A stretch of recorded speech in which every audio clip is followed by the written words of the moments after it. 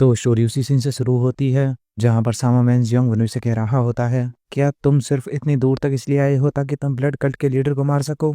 इसके बाद अपने मन में कहने लगता है, ऑर्थोडॉक्स मरीन अलायंस के दो उभरते हुए स्टार, सेंट्रल प्लेन्स के 8 मार्शल मास्टर्स में से 2 का डिसाइपल ली जियोंग ग्यूम और साउथर्न हेवन स्वॉर्ड्समैन का डिसाइपल सोहो वनवी, इन दोनों में से एक यहाँ पर आया है ब्लड कल्ट के लीडर को खत्म करने के लिए हमारी हेल्प करना चाहता है। यह तो काफी ज्यादा फक्र की बात है। और तुरंत ही खड़ा होते हुए वनवी से कहने लगता है, मैंने सुना था कि तुमने कंपटीशन के अंदर काफी ज्यादा अच्छा प्रदर्शन किया था। मैं हमेशा से तुमसे मिलना चाहता था। वह आगे कुछ कह पाता उससे पहले ही सेकंड जनरल स्ट्रेटजिस्ट वह वनवी को आवाज देता है, उसे पूछने लगता है, अगर तुम्हें इसके बारे में कैसे पता चला। वनवी भी इसे देखता है और अपने मन कहने लगता है, मरीन अलायंस का second general strategist Jung Hyeon, यह तो वाजिब था कि वह मेरे ऊपर शक करेगा। लिटिल फेरी से देखते ही वनवी से कहने लगती है, शायद ऐसा हो सकता है कि तुम पकड़े जाओ।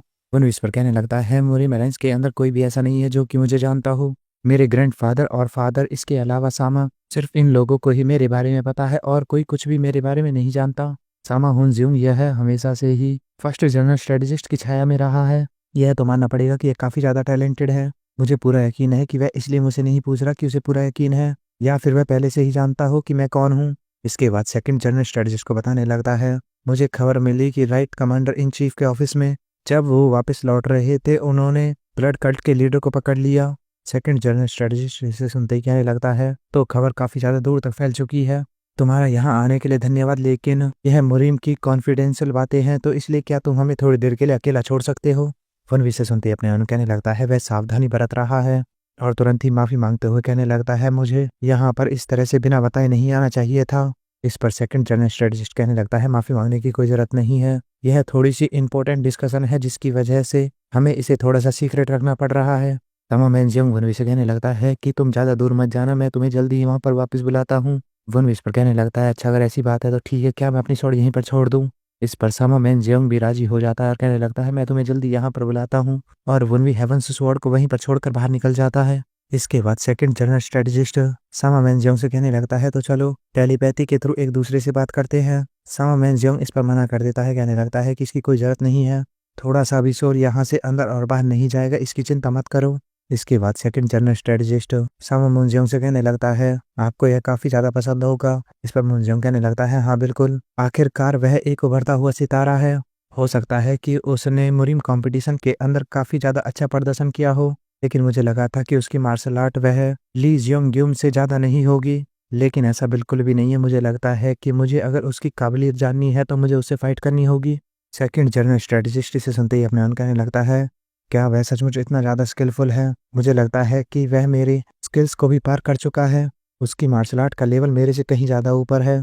सामा मेंजियोंग आगे कहने लगता है, मुझे पूरा यकीन है कि वह ब्लड कल्ट के लीडर को हराने में बहुत ज़्यादा काम आएगा, इसलिए मैं तुमसे पूछना चाहता हूँ कि तुम उसका स्वागत क्यों नहीं करते। सेकंड जनरल स्ट्रेटजिस्ट इस पर कहने लगता है, समय बिल्कुल सही है। तो सामा मेंजियोंग पूछने लगता है कि तुम्हारा इस बात से क्या मतलब है। सेकंड जनरल स्ट्रेटजिस्ट इस पर कहने लगता है, हमने उन्हें मुरीम के 2 उभरते हुए सितारे की उपाधि तो दे दी है, लेकिन उनसे कभी उनकी पहचान की गारंटी नहीं मिली है। साउथर्न हेवन स्वॉर्ड्समैन वह काफी लंबे समय से मुरीम के अंदर नहीं दिखाई दिया है। हमने उन्हें बुलाने की भी कोशिश की, लेकिन फिर भी उन्होंने कोई जवाब नहीं दिया।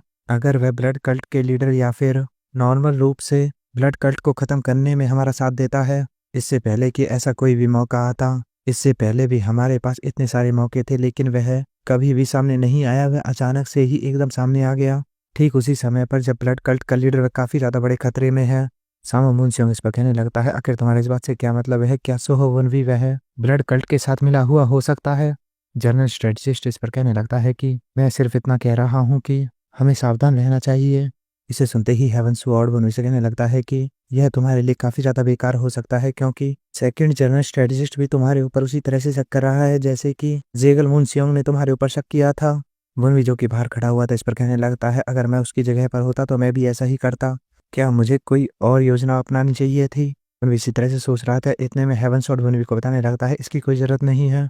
अंदर सामा मेंजियोंग सेकंड जनरल स्ट्रेटजिस्ट से कहने लगता है, तो क्या तुम उसे यहाँ से वापस भेज दोगे। सेकंड जनरल स्ट्रेटजिस्ट इस पर मना कर देता है, कहने लगता है, इन छोटे छोटे शक की वजह से हम उसे वापस नहीं भेज सकते।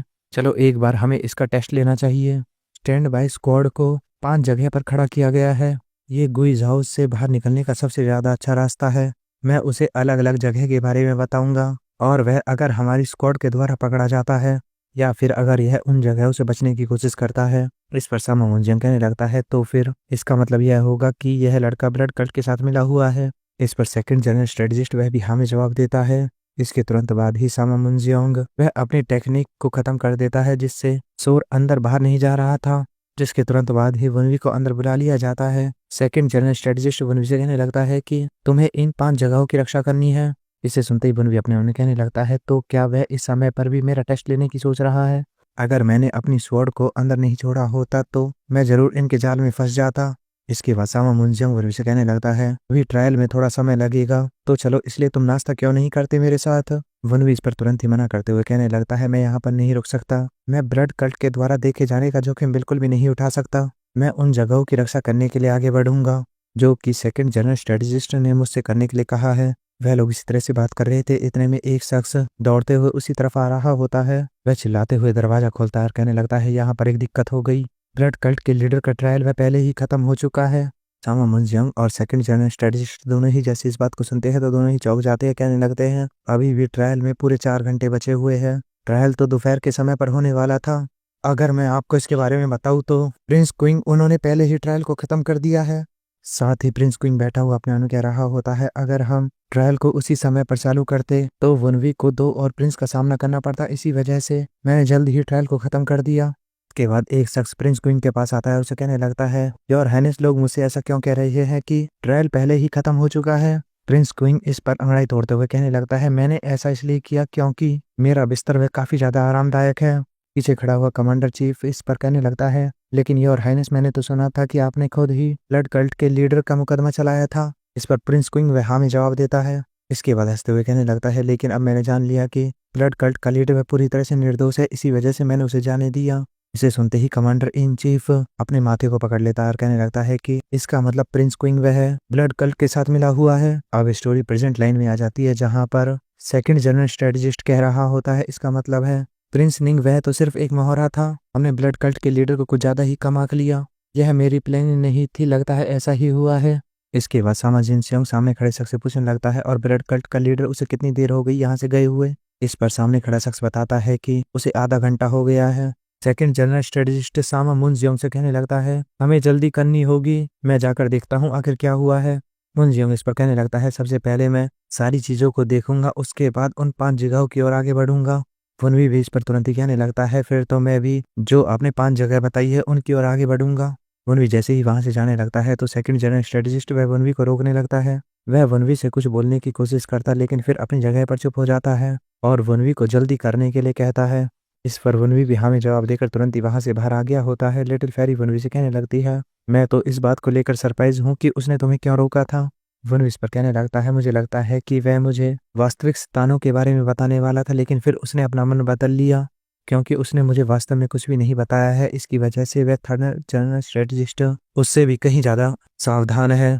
मुझे इस बात की बिल्कुल भी परवाह नहीं है कि मुझे स्टैंड बाई पर जितनी भी जगह रखी हुई है उन सभी के बारे में पता है।